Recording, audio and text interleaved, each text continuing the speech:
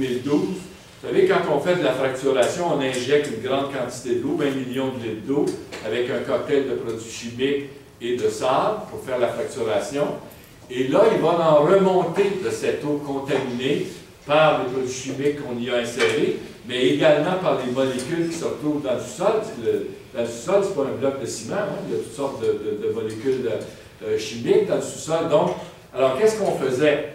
Bien, on prenait cette eau-là usée, puis on l'envoyait dans les municipalités. Drummondville l'a fait au début, Trois-Rivières l'a fait un bout de temps.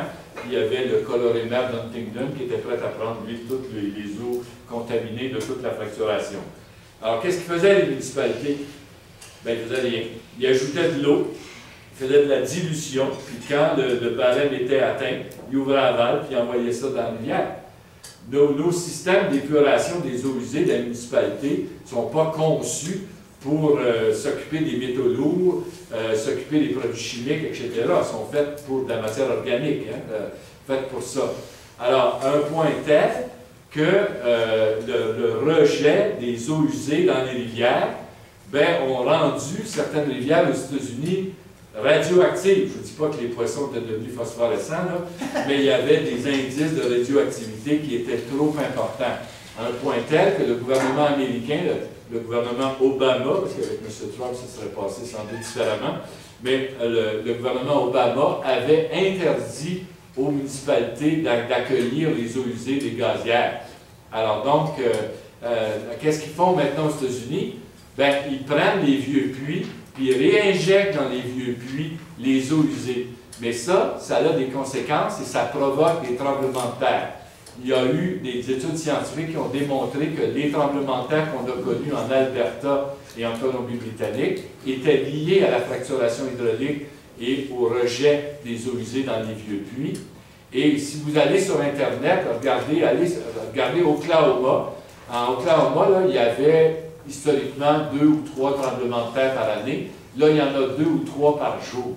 2 ou 3 par jour. Et vous allez voir, là, les maisons sont fissurées un peu partout à cause de ça. Alors, stocker les matières que le gouvernement détermine par règlement, nous, ça nous inquiète parce que, à date, les procédés pour enlever, si vous voulez, pour décontaminer les eaux usées, c'est pas évident du tout. Bon, la licence, elle est valide pour 20 ans. Encore une fois, 20 ans, pourquoi? Bien, c'est pour assurer, vous savez, un puits de gaz de schiste ou de pétrole de schiste, ça dure 4-5 ans maximum. Mais la licence est bonne pour 20 ans. C'est encore une fois pour assurer les investisseurs que le permis est bon à long terme. Moi, j'ai vu les contrats qui liaient les agriculteurs québécois aux sociétés gazières là, en 2008-2012. Et en droit, on appelle ça un contrat léonin. C'est un contrat qui, comme la tour de Pise, se penche toujours sur le même côté. Hein. La durée du contrat, 20 ans, c'était déjà dans les baux que les compagnies faisaient signer. Et, chose amusante, le tribunal compétent, c'était la Cour supérieure de l'Alberta. Alors, les agriculteurs québécois mécontents avaient dû aller en Alberta pour se défendre. Bon, alors, donc, ça, c'est des droits associés à la licence. Il y a une disposition dans la loi qui permet au gouvernement d'exiger la maximisation des retombées économiques, mais ça, c'est sur l'ensemble du territoire du Québec. Donc, ça veut dire que quand Gaspé, qui connaît tous les inconvénients de l'exploitation gazière et pétrolière sur son territoire, bien, quand on fait raffiner, donc on maximise les retombées économiques, bien, ça, c'est pas Gaspé qui en profite, là. C'est puisque ça se passe à Montréal ou à Québec. Mais donc, la retombée, la maximisation des retombées économiques, ce n'est pas sur le territoire où se passerait la production des hydrocarbures, mais c'est sur l'ensemble du territoire du Québec. Bon, alors les licences, la licence donne un droit d'accès, évidemment, en matière de production, mais en plus, là, si on en trouve puis on juge plus utile, on peut vous exproprier. Le droit d'expropriation a été confirmé et consacré dans la loi en matière de production d'hydrocarbures. Alors donc, et là, évidemment, le ministre nous disait, mais ne vous inquiétez pas, dans l'actuelle loi là, qui existe depuis 1885, la loi sur les mines, il n'y en a jamais eu d'expropriation. Oui, c'est vrai, il n'y en avait jamais eu, mais pour une raison très simple, c'est qu'il n'y avait pas de distinction entre les phases de recherche et de production. Et donc, l'expropriation aurait dû être faite en phase de recherche. Alors, qu'est-ce que ça voulait dire?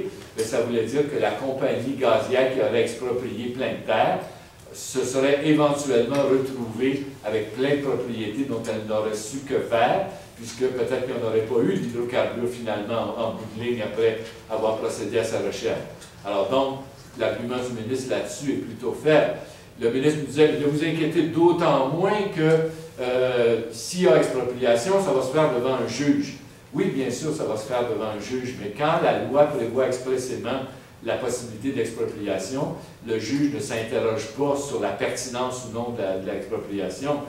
Il s'interroge surtout sur la valeur de la propriété et tout le débat porte autour de ces questions-là. Donc, ce droit d'expropriation-là peut menacer dans une certaine mesure avec les limites que je vous exposais compte tenu des forages horizontaux. Bon, ensuite, il y a des autorisations ministérielles pour chaque étape de ferme. Il y a des obligations aussi en matière de fermeture des puits. La seule chose que je pourrais vous dire sur la question des fermetures et de la réhabilitation des sites, c'est qu'il n'existe pas dans la loi un fonds comme il existe en Alberta. Vous savez, quand une compagnie rencontre des difficultés financières en Alberta puis il n'est pas en mesure de fermer son puits, bien à ce moment-là, c'est le fonds des sociétés gazières qui prend en charge la fermeture du puits et de la réhabilitation du terrain. Alors ici, on n'a pas ça. Alors qu'est-ce que ça veut dire concrètement? Bien, vous savez, en matière minière, moi je suis de assez près la jurisprudence sur ces questions-là, et souvent les juges s'arrachent les cheveux pour comprendre les liens corporatifs entre le contractant du sous-contractant qui est chargé de faire quelque chose, puis qui lui fait faillite. Est-ce qu'on peut remonter jusqu'à l'autre? Alors, ce qui est probable avec tout ça, c'est qu'effectivement, on risque de se retrouver avec des sites orphelins dont c'est le gouvernement qui sera responsable, hein, parce que quand l'inspecteur passe puis voit que la fermeture s'est faite selon les normes usuelles, que le plan de réhabilitation a été suivi tel que prévu, bien, la responsabilité de l'État commence, et des citoyens, et la responsabilité des compagnies cesse. Alors donc, c'est un peu les risques de problème qu'on risquerait d'avoir avec ça. Bon, pour aller très rapidement pour le reste, de toute façon, l'exposé que je vous ai fait aujourd'hui, vous pouvez le retrouver sur YouTube. L'Université du Québec à Montréal l'a enregistré professionnellement. Alors, vous avez l'exposé avec le PowerPoint, vous avez les explications qui sont données. Vous faites Richard Angelier hydrocarbures sur YouTube et vous allez tomber sur cette chose-là. En ce qui concerne l'accès à l'information, ça, je peux vous en parler parce que c'est important aussi. Bien, les renseignements, vous savez, quand on fait une demande d'information, on s'adresse à l'État, on utilise la loi de l'accès à l'information. Et ce qui est prévu dans la loi, c'est que la confidentialité en phase de recherche dure 5 ans, puis en phase de production dure 2 ans. Alors, qu'est-ce que ça veut dire? Mais à quel moment commence ce délai? C'est au moment de la fermeture définitive du puits. Qu'est-ce que je vous ai dit précédemment? C'est que pour passer de la phase de recherche à la phase de production, il y avait un délai de 8 ans. Et il y a d'autres délais aussi dont je ne vous ai pas parlé. Donc, avant que vous puissiez savoir qu'est-ce qu'on a injecté dans votre sous-sol, bien, il risque de se passer pas mal de temps parce qu'effectivement, si on calcule le 2 plus le 8 plus d'autres délais, on arrive facilement à une dizaine d'années. Donc, il pourrait se passer aisément une dizaine d'années avant que vous sachiez les produits qui ont été injectés, la manière dont on a procédé, bref, tous les rapports que les compagnies gazières devront fournir à l'État avant que vous puissiez y accéder. Il va se passer beaucoup de temps, d'une part. D'autre part, il n'y a pas de disposition dans cette loi-là qui prévoit la prépondérance des dispositions de la loi sur les hydrocarbures sur les dispositions de la loi sur l'accès.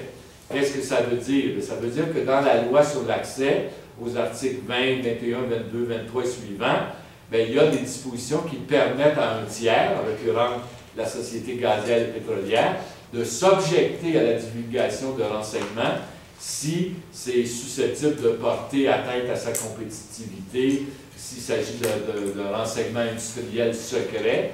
Et vous savez que la recette de la fracturation hydraulique, la recette des produits chimiques qui sont injectés dans le sous-sol, ça c'est secret, c'est un secret industriel. C'est à peu près comme les 7 épices du colonel Sanders. On ne peut pas savoir exactement ce qu'il y a là-dedans.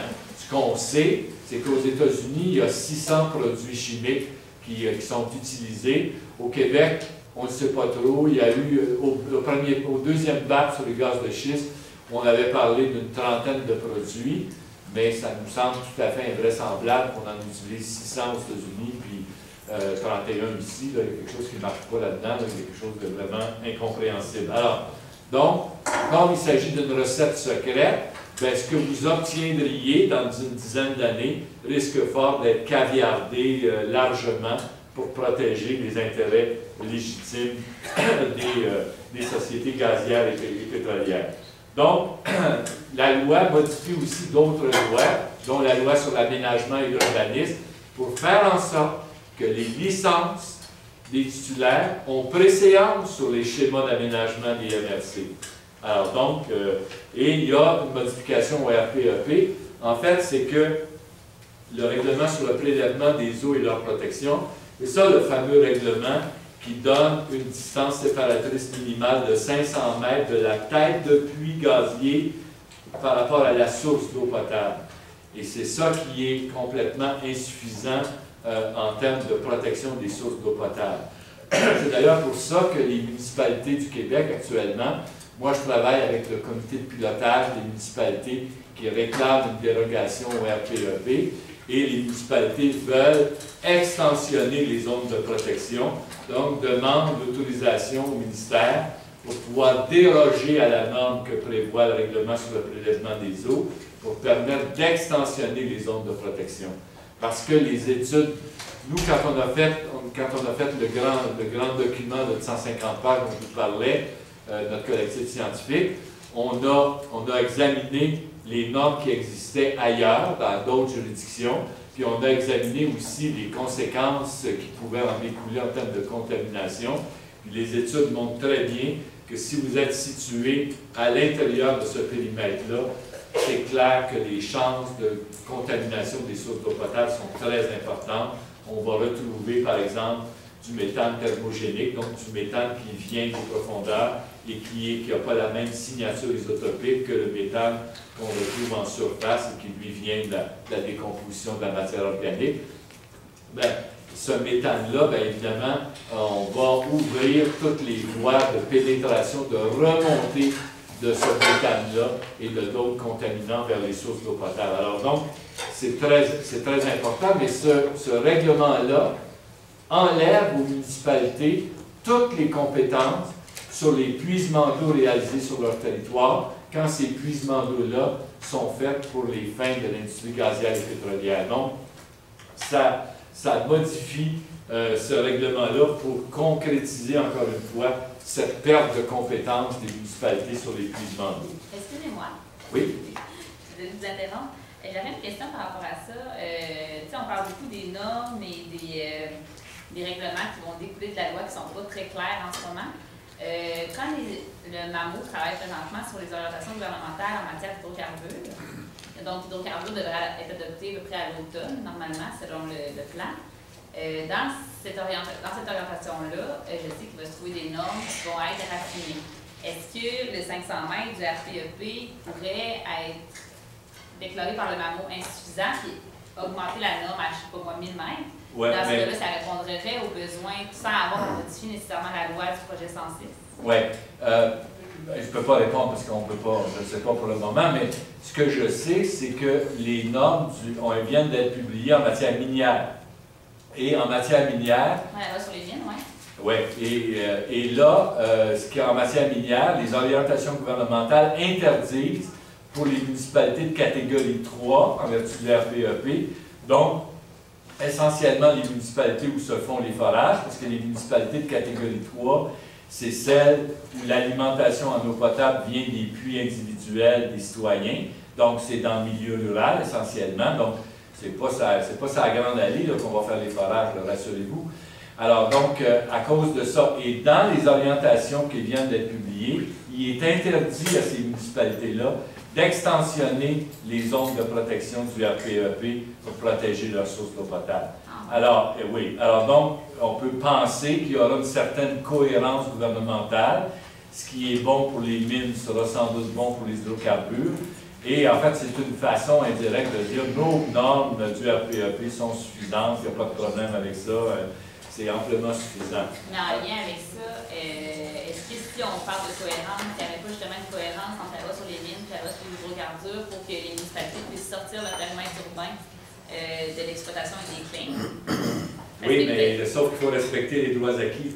Alors, le problème, c'est que des endroits où se ferait, où il y a le shale, parce que le shale du Tika, c'est essentiellement la vallée du Saint-Laurent entre Montréal et de l'autre côté de Québec. Là. Le shale, il commence à peu près en superficie, presque sur la rive nord, il traverse en dessous du fleuve, il s'épaissit sur la rive sud, puis ensuite, il remonte vers Sherbrooke, par exemple, ou alors il s'épaissit encore plus, mais là, c'est devenu tellement profond que les forages gaziers ne peuvent pas se faire dans ces zones-là. Donc, objectivement, compte tenu que la loi sur les hydrocarbures, la loi prévoit le respect des droits acquis, bien là, on ne peut pas passer à côté de ça. Il y a les autres raisons que je vous expliquais, c'est-à-dire que il faut que la MRC démontre l'incompatibilité, il faut que ce soit dans son schéma d'aménagement qui sera approuvé par le gouvernement. Donc, il y a beaucoup, puis on ne sait pas quand ça sera mis en vigueur aussi. Mais pour l'exclusion du périmètre urbain, la municipalité n'a même pas besoin de faire l'exercice de prouver que c'est pertinent de le sortir de l'exploitation. Bien, sans doute que si on voulait forer en plein centre-ville, il y aurait des motifs. Je sais qu'aux États-Unis, on a fait ça dans des parcs d'école, près des garderies. On a fait ça presque en plein centre-ville. C'est pour ça d'ailleurs que les distances séparatrices aux États-Unis ont moins d'importance qu'elles n'ont ici, dans la mesure où effectivement, même si votre distance séparatrice prévue dans le règlement est moindre, compte tenu qu'on fait des forages quasiment en plein centre-ville, bien là, c'est assez facile d'exclure des zones à cause d'une distance séparatrice qui pourrait être moindre. Mais de toute façon, pour le moment, on n'en sait rien. On ne sait pas à quel moment. On a vu qu'en matière minière, ils ont pris 3 ans. Combien de temps prendront-ils en matière des hydrocarbures? C'est bien malin qui saurait vous le dire. Alors, il y a un obstacle. Autrement dit, les municipalités qui vont pouvoir le faire sont les municipalités où il n'y aura pas de forage.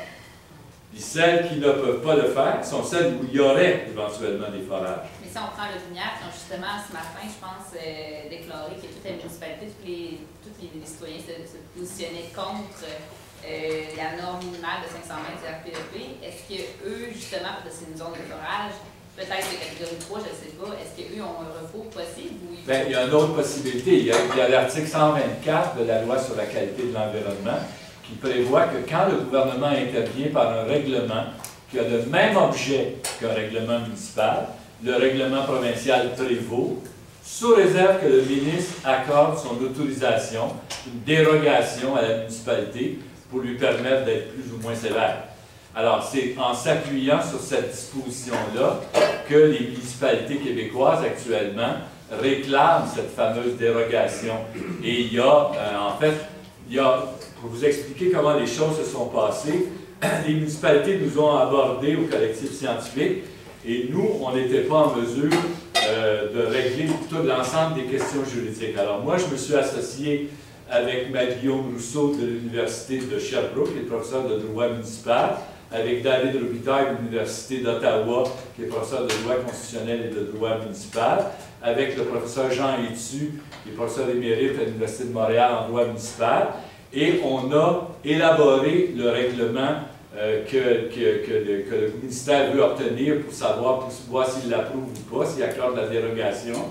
Et le collectif scientifique, nous, on a réglé la question des distances séparatrices dans la mesure où, par exemple, les distances séparatrices, là, le 500 mètres, nous, on dit le minimum, c'est 2 km. Pourquoi? Parce que les études montrent que ceux qui habitent en deçà de 2 km ont des eaux polluées, des enjeux sur la santé. Puis en matière verticale, on a mis 3 km.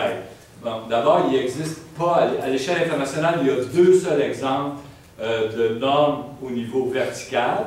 Ici, la norme qui existe, c'est 400 mètres sous la base de l'aquifère. Autrement dit, l'extension horizontale, il faut qu'il y ait entre l'extension horizontale et la base de la source d'eau, la base de l'aquifère, il faut qu'il y ait 400 mètres. Le problème, c'est que les études scientifiques, en autant qu'elles existent, parce que pour savoir exactement la remontée des fractures, il faut utiliser la microsismique. Et ça, c'est très dispendieux. Et le RPEP prévoit que dans l'ensemble d'un massif, on peut faire un seul examen microsismique. Ça, c'est aussi absurde que de dire les travailleurs d'hôpitaux ont souvent des maux de dos parce qu'ils manipulent des patients. Bien, en autant qu'on obtient une radiographie sur un patient, c'est correct. On va être capable de juger si ça peut produire des problèmes.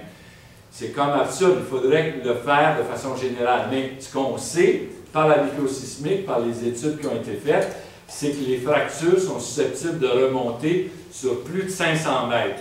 Alors, 500 mètres, ça veut dire quoi? C'est dans l'aquifère. C'est exactement dans la base de l'aquifère. Les normes qui existent à l'échelle internationale, c'est l'Allemagne, 3 km de la surface du sol. Il faut que l'extension ne s'approche pas moins de 3 km de la surface du sol. Et la Grande-Bretagne, c'est 1 mile, 1600 mètres, mais seulement dans les pattes, parce que le restant n'est pas normé. Alors donc, nous, on a mis 3 km parce que c'est la norme qui nous semble la plus importante. Pourquoi on a mis 400 mètres? Quand le règlement est paru dans le collectif scientifique, Marc Durand, qui est l'ingénieur géologue qui a beaucoup étudié Anticosti, dit ben c'est le règlement pour Anticosti. Parce que si on mettait une distance séparatrice plus longue, compte tenu de la configuration géologique de l'île, on pourrait forer simplement sur à peu près 15 de la surface de l'île. Avec 400 mètres, on peut forer sur 85 de l'île. On a dit, ah bon, ouais, c'est intéressant. Chantal Savaria, qui elle a travaillé pour la municipalité de Gaspé, qui connaît bien le sous-sol de Gaspé, le massif rocheux de Gaspé, dit non, non, non, c'est un règlement qui est fait pour Gaspé. Ah ouais, pourquoi?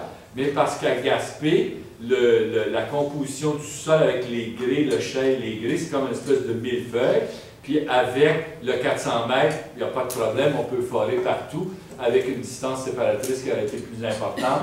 Donc, notre appréciation à nous, au collectif, c'est que les normes qui existent dans le RPEP sont des normes de complaisance qui ont été faites pour favoriser le développement de l'industrie, bien davantage que pour protéger les sources d'eau potable.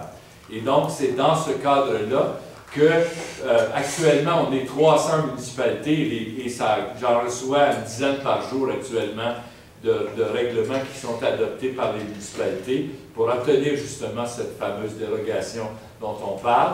Vers le 15 mai, on va faire notre premier dépôt avec certainement 300-350 municipalités qui auront adopté la demande de dérogation et ça représente actuellement près de 3 500 000 résidents et résidentes qui disent au gouvernement du Québec « Votre distance séparatrice est insuffisante, vous devez accorder les dérogations qui sont demandées. » Évidemment, dans le RPEP, il y a l'obligation pour le gouvernement de revoir les normes après 3 ans et donc, à partir du mois d'août 2017, les normes du RPEP devront être revues.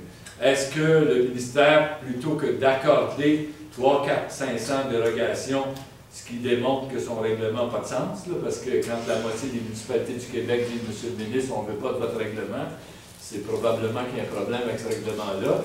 Est-ce qu'il préférera accorder des dérogations ou est-ce qu'il préférera augmenter les distances séparatrices dans le RPEP? Ça, le choix lui appartiendra certainement. Chose certaine, les municipalités n'ont pas l'intention d'accepter un refus du ministre. À leur avis, un refus du ministre serait aussi déraisonnable, eu égard à la qualité de la preuve scientifique disponible, que la décision de Kakuna du ministre avait été déraisonnable, puisqu'il ne s'appuyait pas sur ces scientifiques avant de lui accorder des autorisations. Alors donc, c'est clair qu'il y aurait vraisemblablement s'il y avait des refus, recours aux tribunaux en révision judiciaire pour examiner si le ministre a rendu une décision raisonnable ou est-ce qu'elle est déraisonnable au sens où nos tribunaux accordent, définissent cette notion-là de déraisonnabilité. Je ne sais pas si ça répond à votre question. Oui, merci. OK. Il y avait une autre main, je pense, qui s'était levée derrière. Oui. Non, ça va?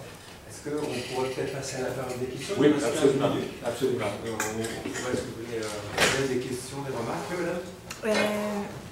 J'ai une question concernant les claims.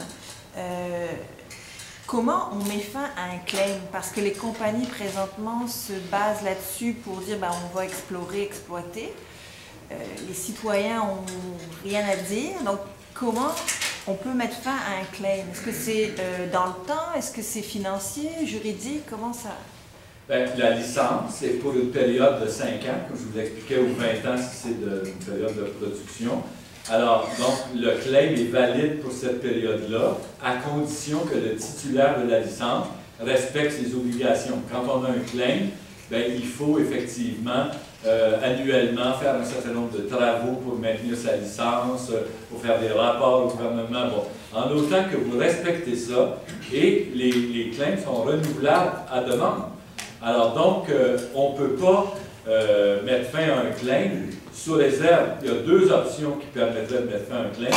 Un, le titulaire de la licence remet sa licence, du moins ça ne m'intéresse pas. Par exemple, Gastem récemment a remis sa licence pour les îles de la Madeleine, parce qu'en disant qu'il n'y a pas d'acceptabilité sociale, il y a un DAC qui a recommandé qu'il n'y ait pas de forage gazier, etc. Bon, puis, ça va être des problèmes si je vais aller là, donc je renonce. Alors, la renonciation, ou alors le fait que le ministre, lui, pour des motifs d'intérêt public, décide de retirer la licence, auquel cas, le titulaire a droit à une compensation.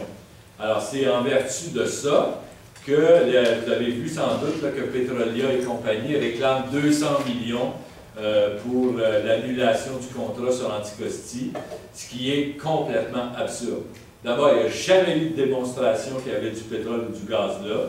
Il y a le rapport Sproul qui a fait 3 trous. Un, il a sorti de l'eau salée, l'autre, il n'a rien sorti. Le troisième, il y a eu des indices d'hydrocarbures.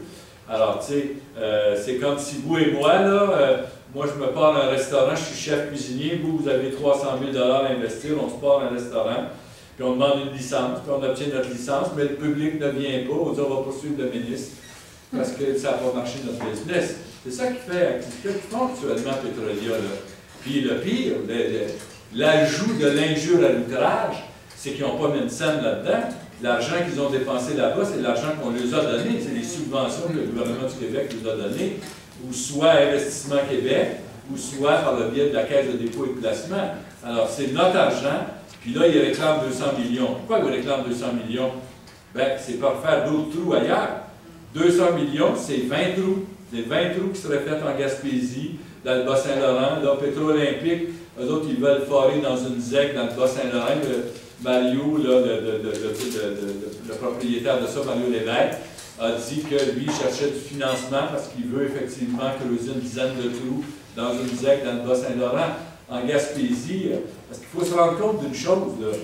S'engager dans la production des hydrocarbures, c'est pas de faire un puits ici et là comme ils ont fait de 2008 à 2012.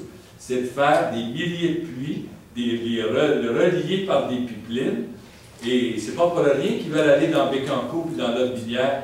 Parce que dans Bécancour, là, il y a une usine de liquéfaction de gaz qui est en projet. Et en conséquence, puis il y a ISCO là, qui veut faire aussi des espèces d'engrais chimiques qui demandent beaucoup de gaz. Alors l'idée, éventuellement, c'est de créer des pipelines qui alimenteraient directement ces usines-là. Mais vous savez qu'on n'a pas le droit de passer par-dessus des pipelines. Hein? Alors, en conséquence, quand vous allez en Pennsylvanie, là, vous allez voir un peu partout des terres à l'abandon, parce que c'est tellement compliqué pour les agriculteurs de se rendre sur leur champ qu'ils préfèrent les abandonner. Et l'autre enjeu dont il faut parler aujourd'hui, c'est le lien entre tout ça, cette loi-là, et Énergie-S.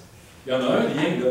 Le lien, c'est que l'article 73 3C de la loi sur l'Office national de l'énergie prévoit que quand une province entre en production pétrolière, elle peut exiger son rattachement à une installation fédérale. Alors, laisser le gouvernement développer les hydrocarbures au Québec, c'est la meilleure façon de demander au gouvernement d'approuver Énergie-Est. Parce qu'il va falloir le sortir, ce pétrole-là. Qu'est-ce qu'on va faire là, si on développe la Gaspésie, ou si on avait développé Anticosti, là? Anticosti, moi, quand je suis allé, il n'y a pas de port là-bas, il n'y a pas de port en eau profonde. Il fallait faire un port en eau profonde ou un pipeline qui traversait ça l'autre bord. C'est 10 milliards de dollars ou 7 milliards de dollars. C'est ça que ça voulait dire concrètement, Anticosti, là. Alors, tu sais, c'est complètement, c'est des projets fous, des projets complètement qui ont été vendus par des lobbyistes de haut niveau, Lucien Bouchard, M. Boisclair du Parti québécois, c'est eux les lobbyistes qui ont convaincu le gouvernement marois d'investir sur Anticosti, alors ils sont même allés très très loin. L'étude environnementale stratégique qui a été confiée au ministère des Finances avait fait des erreurs de calcul absolument invraisemblables sur Anticosti. Il avait calculé que si c'était du pétrole, ça rapportait tant, si c'était du gaz, ça rapportait tant. Au lieu de ventiler les deux, ils ont additionné les deux, imaginez-vous. Ça devenait très rentable. La réalité, c'est que ça ne l'était pas. Aujourd'hui, le premier ministre le reconnaît. C'était absolument un projet de fou, cette affaire-là. Mais si on en développe plein de ces projets-là, bien, il va falloir créer des pipelines un peu partout, relier tout ça, ces puits-là, par des pipelines. C'est ça que ça veut dire. Ça veut dire éventuellement sacrifier la Gaspésie puis le Bas-Saint-Laurent. C'est ça que ça veut dire objectivement. Il n'y a pas autre chose que ça. Mais ça, jamais on nous le dit. Parce que, et là, le problème est là. Quand il y a eu la nationalisation de l'électricité en 1963, René Lévesque, comme ministre libéral à l'époque, qu'est-ce qu'il a fait? Il a fait son petit bonhomme de chemin, puis il a fait des assemblées publiques partout au Québec. Puis quand on a voté en 1963, on savait que si on votait pour les libéraux, c'était la nationalisation de l'électricité. Là, on savait dans quoi on s'engageait. Là, on est en train de s'engager dans les hydrocarbures, alors qu'on nous dit, puis c'est clair, il faut qu'il y ait une transition. Là. Il y a la transition, on crée des infrastructures, des pipelines et tout ça, c'est bon pour 50 ans, les pipelines. Mais on va faire quoi avec ces pipelines-là, à partir du moment où on n'en aura plus besoin de pétrole? Si on veut réduire notre consommation de pétrole de 40 d'ici 2030, c'est là qu'on s'en va. Puis en même temps, on va créer toutes sortes d'infrastructures qui seraient bonnes pour 50 ans. Sur le plan économique, là, Éric Pinault a bien démontré que c'était absurde comme orientation sur le plan économique. Alors, c'est ça. Donc, il y a un lien entre Énergie-Est et la transformation du Québec qu'on est en train de faire. Oui, je ne sais pas qui avait l'élément.